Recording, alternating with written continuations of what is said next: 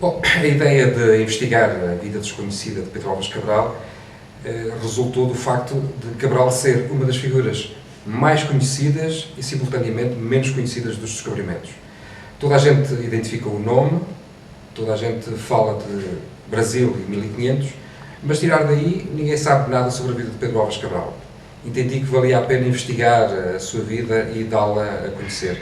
Na verdade, Pedro Álvares Cabral é já um homem da transição da Idade Média para um iluminismo que estava a chegar a Portugal. É já um homem que estuda, que tem os estudos da sua época, já é um homem culto e, portanto, é um homem já humanista que tem outros valores e toda a sua vida foi marcada por esses valores. E foi isso que eu quis sobressair e foi isso que eu quis investigar. Há uma parte de maior ficção, que é a sua vida em Belmonte, porque não há grandes referências, mas é possível perceber o que era Belmonte antes de 1500, quem é que cá vivia, em que condições é que se vivia.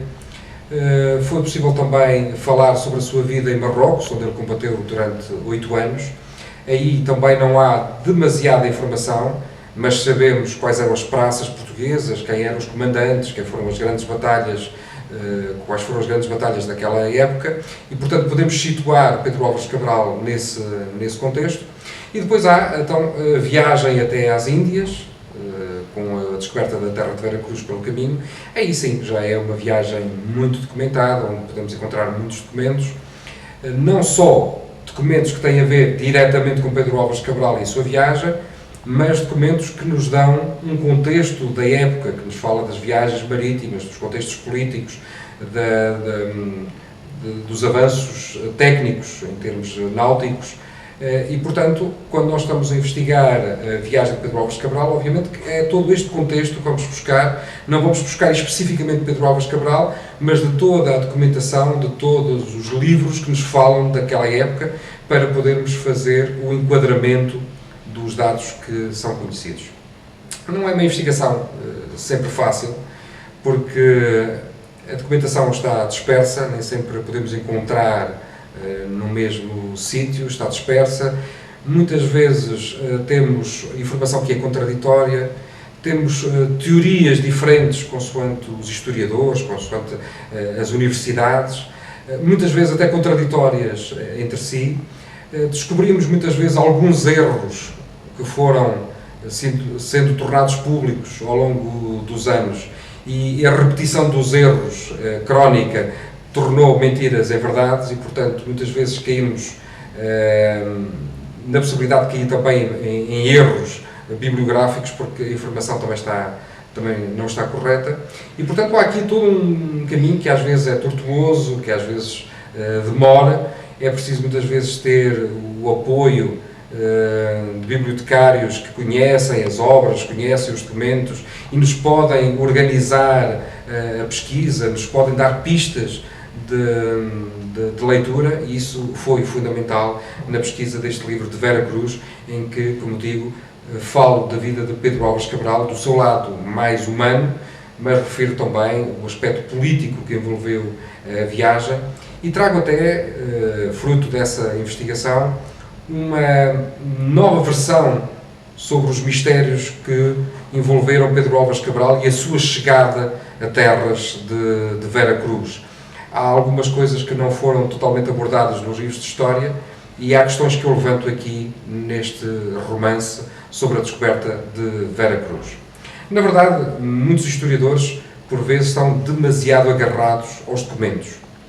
O que o documento diz, o que o documento refere.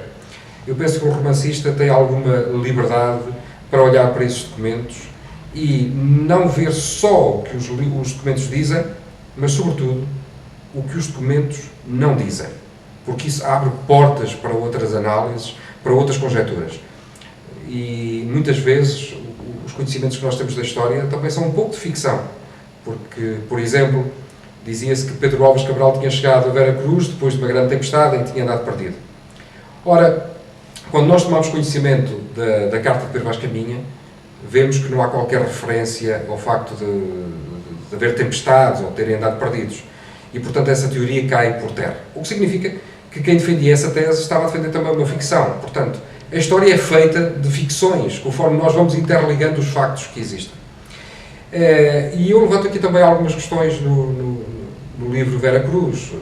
Por exemplo, se Pedro Álvares Cabral ia ao serviço do rei, porque é que não colocou um padrão de pedra com as armas de Portugal em terras de Vera Cruz?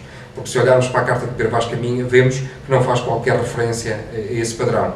Isso abre-nos portas para outras conjecturas sobre a viagem de Pedro Álvares Cabral. E penso que o romancista está mais à vontade para olhar para esses dados e abrir novos horizontes. Por exemplo, uma outra questão que eu levanto no livro é que Dom Manuel, que sempre foi um rei muito vaidoso e que assinava com o título pomposo de rei de Portugal e dos Algarves, da Aqueia, da Alemar, do comércio, da Etiópia, das Índias, da Pérsia. Bom, a verdade é que ele nunca referiu, curiosamente, que era rei de Vera Cruz ou rei do Brasil. Ou seja, ele nunca incluiu estas terras no seu título, o que não deixa de ser curioso e o que obviamente nos abre também portas para outras investigações e para outras interpretações dos dados que são conhecidos. E esse penso que é verdadeiramente o interesse do romance histórico.